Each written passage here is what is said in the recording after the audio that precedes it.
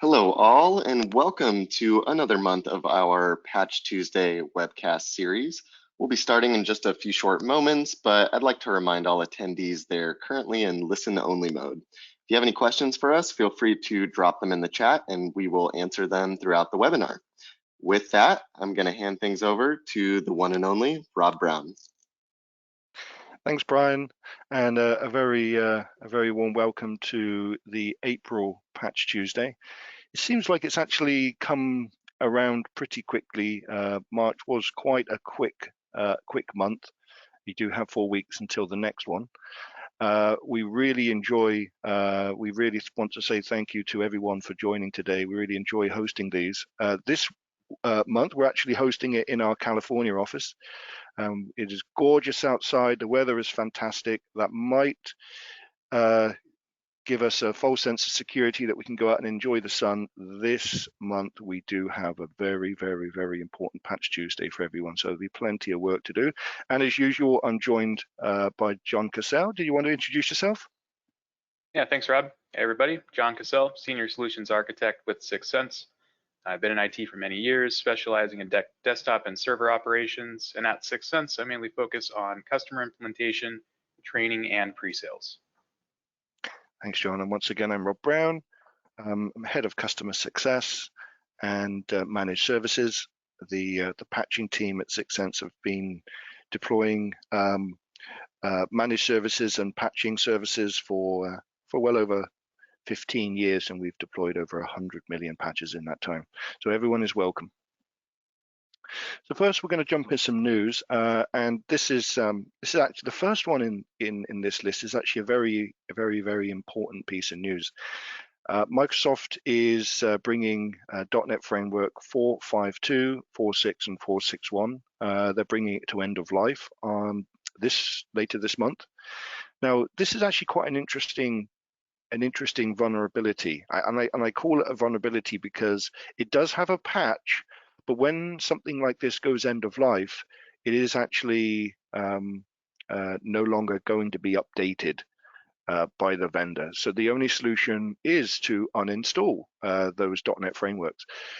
The problem with that is that there is an awful lot of software still using embedded .NET framework, so that might be not as straightforward as this may sound. So if you are still using .NET Framework 4.5.2, 4.6, and 4.6.1, I suppose I would suggest that you need to uninstall them. Otherwise, you need to take extra precautions to secure those systems that do have the legacy or end-of-life software installed. The second one, Octa. Now there is claims by a group called Lapsus Dollar. I guess that's Lapsus Dollar, and I suppose that's how you call it. They've said that they've been able to breach Octa and actually collect some customer data. And I just want to highlight this on a site. So we've been to Bleeping Computer. Let me just bring this up here. And what they're saying is that this group have suggested that they've been able to breach this organization. Now, if you don't know what Octa is, it's a leading provider of multi-factor access or single sign-on, as sometimes it's called. So you actually put all of your credentials into this platform, and then via the single account, username and password, you can pass all of that details to any of the tool sets you're using. And it's actually a very popular solution. They have plenty of customers all around the world. Now, this did actually get reported before.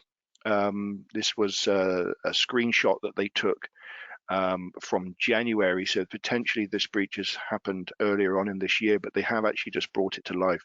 Specifically, what they're saying is data extortion group Lapsus Dollar claims to have acquired super user and admin access to the data, and they were able to collect some customer data. So since they are used as a multi-factor, and whether or not this is truly a risk, I would suggest you change all of your passwords if you are using any Octa multi-factor authentication.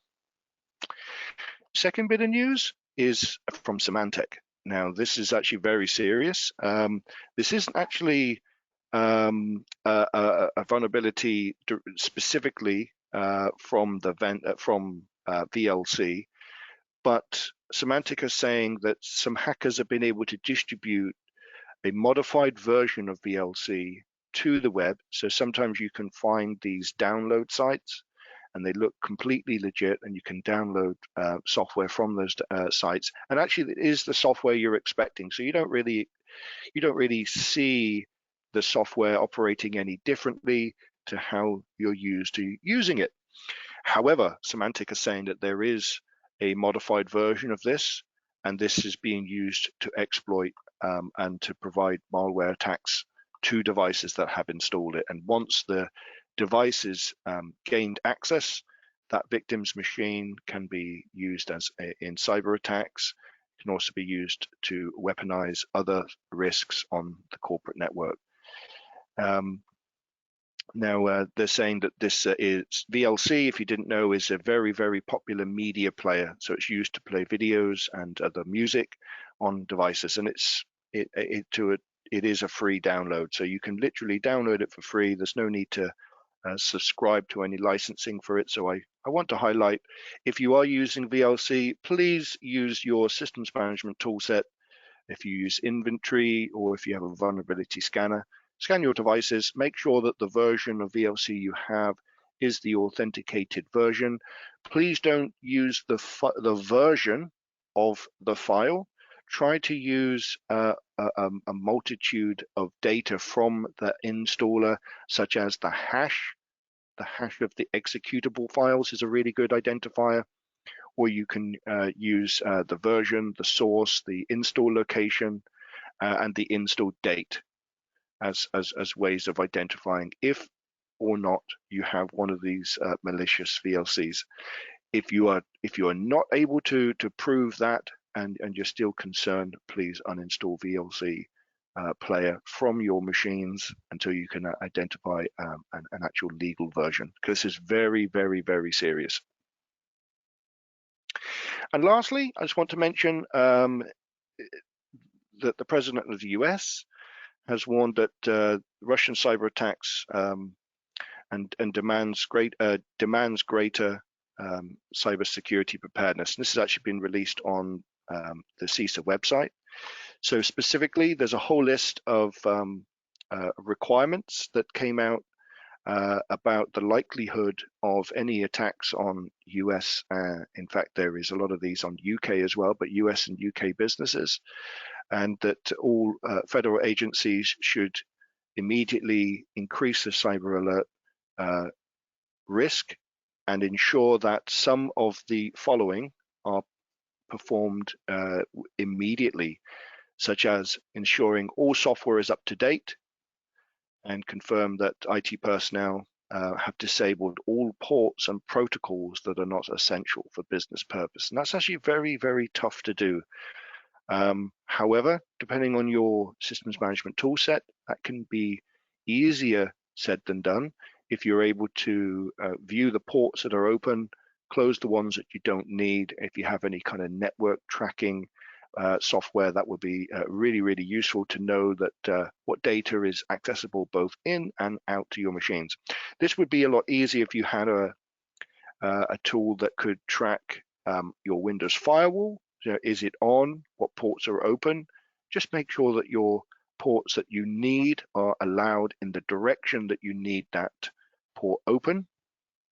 But most importantly, if you don't have any capability to do those, just make sure that your devices are up to date.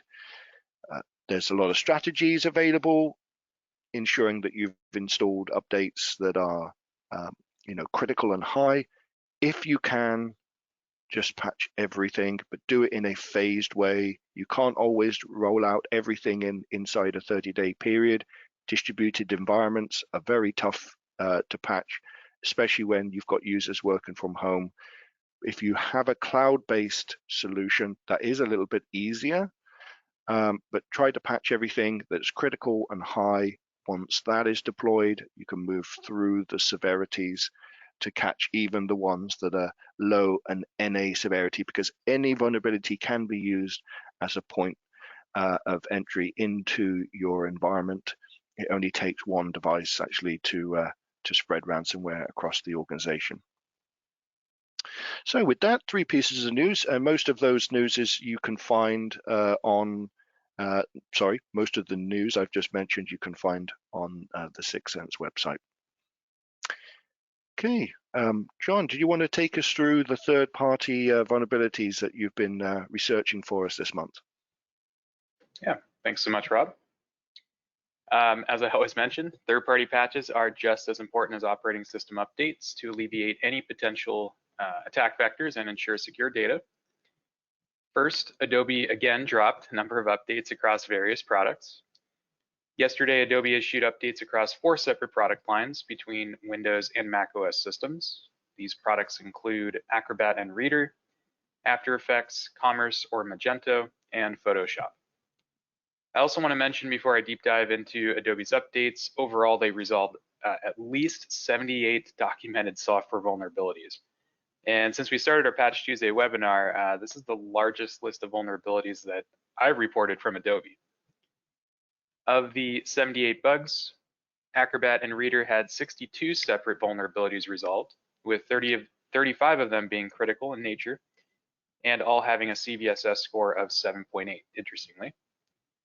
Of all Acrobat and Reader flaws, these include out-of-bounds read and write, heap-based buffer overflow, access of uninitialized pointer, stack-based buffer overflow, violation of secure design principles, missing support for integrity check, and of course, usually use after free flaws, all potentially leading to arbitrary code execution, memory leak, or privilege escalation. Adobe also provided a higher priority of 2 for Acrobat and Reader instead of the typical vendor priority of 3, which in this case works the opposite, meaning that exploitation is actually more likely for any of the vulnerabilities listed. So the lower the priority, of course, with Adobe, the more concerning.